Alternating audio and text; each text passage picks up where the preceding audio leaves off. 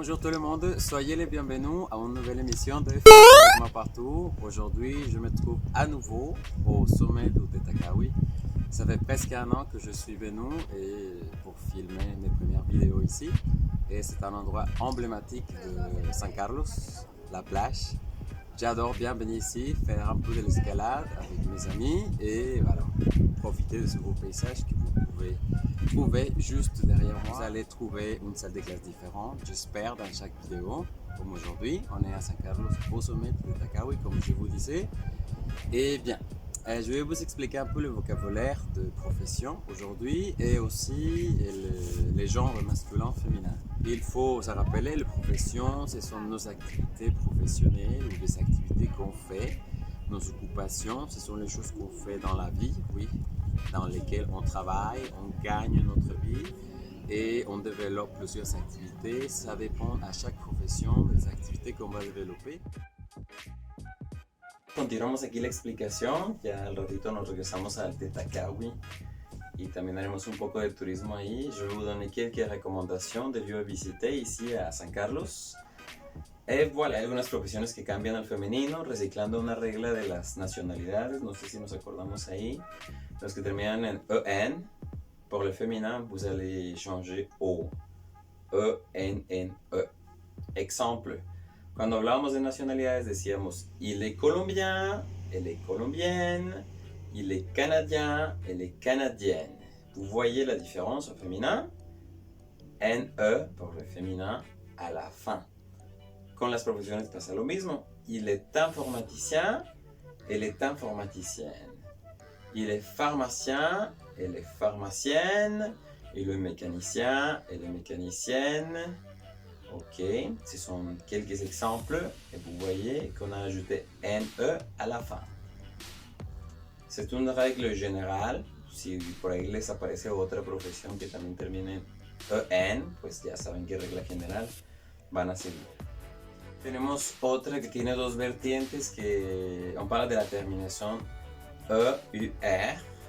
Oui, par exemple, il est vendeur, elle est vendeuse. Oui.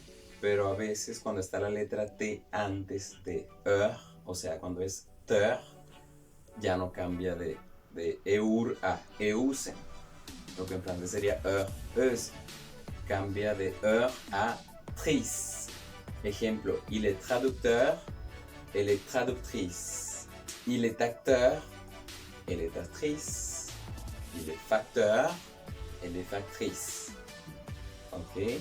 Y tenemos un caso especial que es chanteur. Siguiendo la regla esa debería ser chantrice, pero no es chanteuse. Il est chanteur, elle est chanteuse. C'est un cas spécial. Ok, après nous avons la terminaison ER, la terminaison ER masculin, qui va changer a R au féminin. En el femenino va a estar apareciendo ahí en la E anterior a la letra R el acento grave, que es el acento que está al revés, ¿sí? El acento que es al revés al nuestro en español se llama grave y el que es el mismo que nosotros, que solo se encuentra sobre la letra E, es el agudo.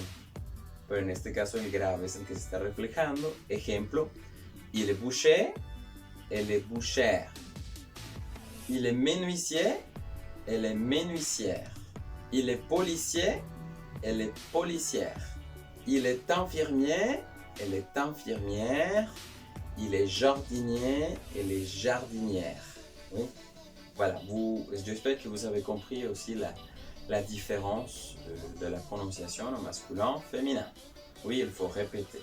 N'arrête pas de répéter. También tenemos a los que solo se les agrega la E al final y ya se convierten en femeninos. Tenemos il est avocat, elle est avocate. Il est ingénieur, elle est ingénieur. Il est professeur. Elle est professeur. Il est étudiant, elle est étudiante. Oui, la última letra recibe el silencio.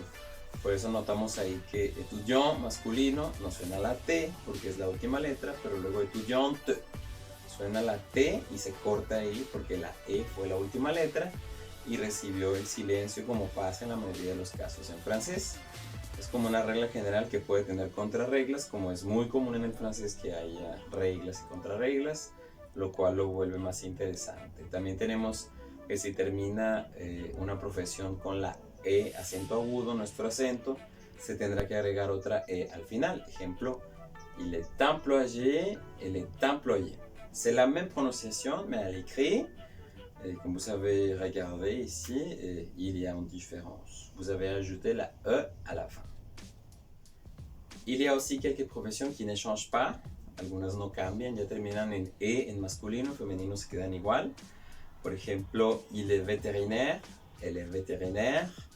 Il est juge, elle est juge. Il est pilote, elle est pilote. Il est astronaute, elle est astronaute. Ça change pas. Termina en E en masculino, en femenino, va a quedar igual. Y también algunas que son, digamos, irregulares, quizás, las podemos llamar así, como un DJ, un DJ, un babysitter, un clown, une, masculino, femenino, los artículos indefinidos, ¿sí? Entonces, a veces dicen un homme clown, bueno, como que está predefinido que es hombre, ¿no? Un clown, pero a veces dicen une femme clown, como que ponen la palabra femme en ciertas profesiones y ya lo hacen femenino o nomás cambias el artículo y se sobreentiende. Très bien, on fait une petite pause pour vous parler un peu de tourisme ici à San Carlos. On est allé à Beach Club de Marina Terra, club de playa de Marina Terra. You tell me that you love me.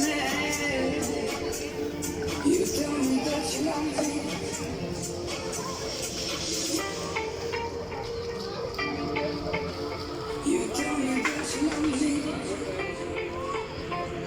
On vous demande de payer 150 pesos, mais tu peux rester toute la journée si tu le veux. Il y a la piscine, il y a la plage juste en face, il y a un palapa avec des sofas et des chaises, des tables. Il y a bien sûr les toilettes. Et alors c'est bon. Si vous ne savez pas quoi faire, si vous arrivez, vous n'avez pas besoin de loger.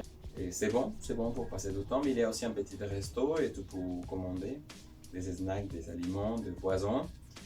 Et profiter du temps, marcher sur la plage, pourquoi pas. Et c'est l'une des recommandations. Comme vous pouvez regarder ici dans les images, après on est allé à Vista Nacapuli, c'est un quartier à San Carlos, avec la vue vers et le canyon de Nacapuli, c'est incroyable. C'est un lieu pour faire de la randonnée, pour marcher, oui. Il y a les tyroliennes et d'autres activités. Je crois que je vous ai déjà parlé de cet endroit, je vous recommande d'aller le visiter. Ça c'est le canyon de Nacapuli, mais le lieu dont je parlais c'est en face. C'est un quartier con un área común, albercas, canchas y todo eso de terrain de football, terrain de basketball. Et il y a les toilettes, et voilà, la piscine générale et pour faire du pique-nique et comme ça. Et il y avait des gens qui marchaient, qui se promenaient à vélo, qui promenaient leurs chiens. Et c'était très agréable. Le coucher du soleil entre les montagnes, c'est quelque chose d'admirable. Alors, travailler, ça veut dire exercer un métier. También está su modismo, del lenguaje familiar que se le dice. Tenemos bosser.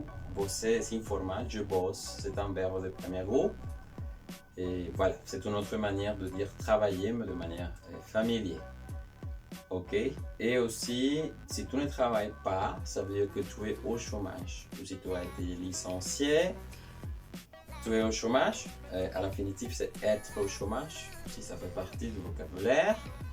Mais par contre, si vous avez conclu le temps, la période de travail, vous serez à la retraite. Ça veut dire, je suis à la retraite.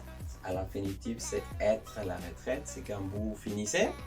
Vous êtes libre pour profiter de la vie, de la famille, de voyager, sans être lié au travail, sans responsabilité. Nous voulons tous être à la retraite.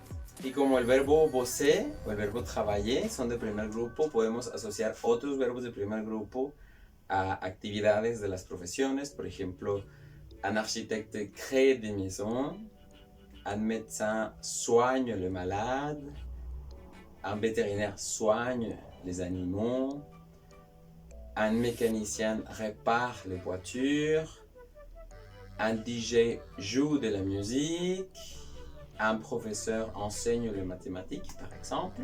Et je reviens à Tetakawi pour conclure la vidéo.